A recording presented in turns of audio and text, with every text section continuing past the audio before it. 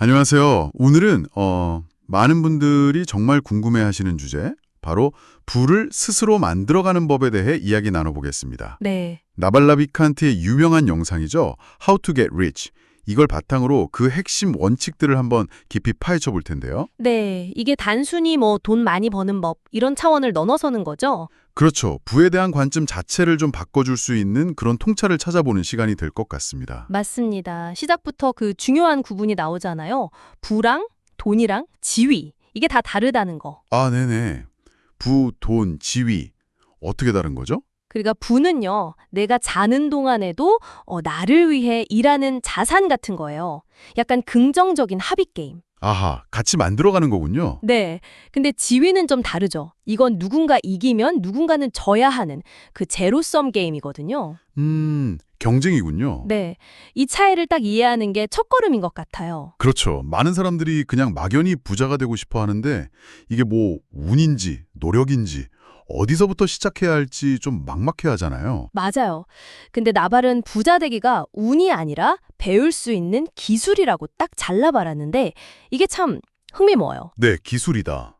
그러니까 가진 걸 다 잃어도 그 기술만 있으면 다시 부를 쌓을 수 있다. 뭐 이런 거죠. 와, 그럼 그 기술을 익혀서 부를 창출하는 사람이 되는 게 핵심이군요. 바로 그겁니다. 이게 근데 단순히 내 시간을 팔아서 월급 받는 걸로는 좀 어렵다는 거예요. 아, 시간과 돈을 맞바꾸는 거 말고요. 네.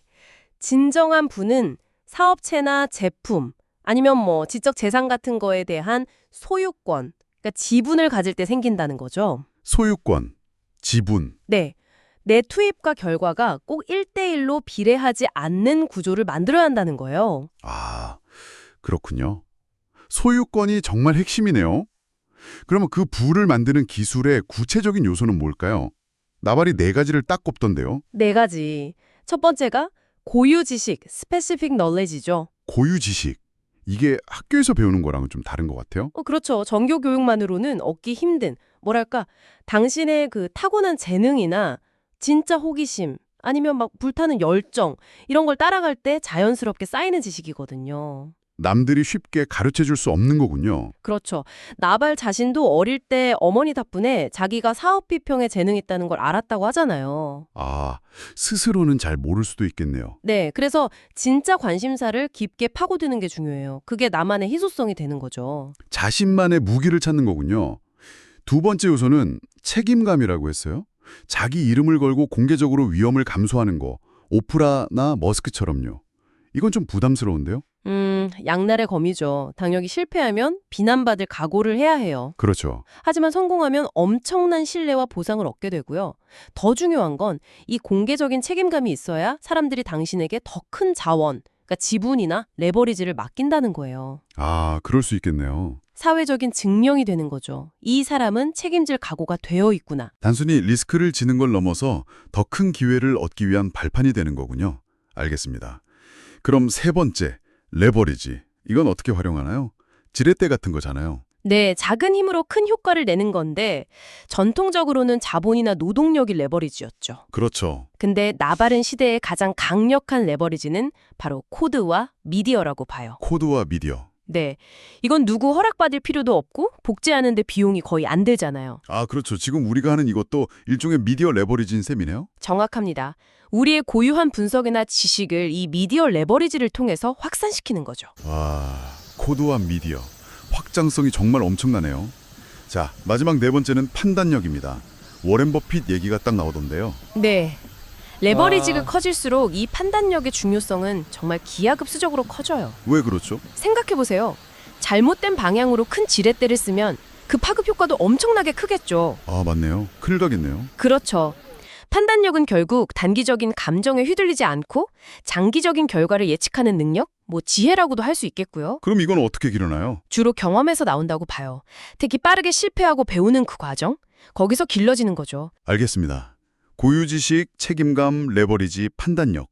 이 네 가지 요소가 특히 인터넷 시대에 더 중요해진 것 같아요. 맞아요. 나발이 진정성으로 경쟁에서 벗어나라 이런 말을 했는데 이게 몫이 연결되는 건가요? 정확히 연결됩니다. 인터넷 덕분에 이제 아무리 틈새 관심사라도 그걸 가진 사람들이 전 세계적으로 연결될 수 있잖아요. 네네, 그렇죠. 그러니까 당신만이 가진 그 고유함, 그 열정, 즉 진정성을 추구하면 더 이상 남들과 똑같은 경쟁을 할 필요가 없어진다는 거예요. 아, 나만의 길을 가는 거군요. 네, 당신의 그 독특한 가치를 알아봐주는 사람들을 인터넷으로 만나고 아까 말한 코드와 미디어 레버리지를 써서 사업을 만들고 불을 충출할 수 있는 그런 시대가 된 거죠. 남을 따라하는 게 아니라 가장 자기다운 모습으로 승부하라 뭐 이런 거네요. 네, 그렇죠. 나발은 또 장기적인 게임을 해야 한다고 강조했어요. 장기전이요? 네. 부나 관계 같은 건 다 복리로 쌓이는 거라서요. 하룻밤에 되는 게 아니죠. 아, 꾸준함이 중요하군요. 네. 그래서 믿을 수 있는 사람들이랑 길게 보고 같이 가야 하고요. 그리고 끊임없이 배워야 합니다. 배움, 어떤 걸 배워야 할까요? 특정 분야의 뭐 최신 유행 이런 것보다는 수학, 과학, 철학 같은 좀 기초 학문을 깊이 이해하는 게 장기적으로 더 강력한 판단력의 기초가 된다고 봐요. 기초가 튼튼해야 하는군요. 네, 그리고 읽기를 사랑하게 될 때까지 좋아하는 걸 읽으라는 조언도 참 인상적이었어요. 아, 맞아요. 시간을 소중히 여기는 태도도 강조했죠. 자기 시간당 가치를 아주 높게 매기고 불필요한 미팅은 거절하고. 네, 비어있는 일정표를 추구하라는 말. 이게 참 바쁘게 사는 게 미덕처럼 여겨지는 우리 문화랑은 좀 다른데 곱씹어 볼 만하죠. 그러게요. 자, 그럼 오늘 살펴본 나발의 통찰들을 좀 정리해보면요. 불을 만드는 과정이라는 게 단순히 돈 버는 기술을 넘어서는 거네요. 그렇죠.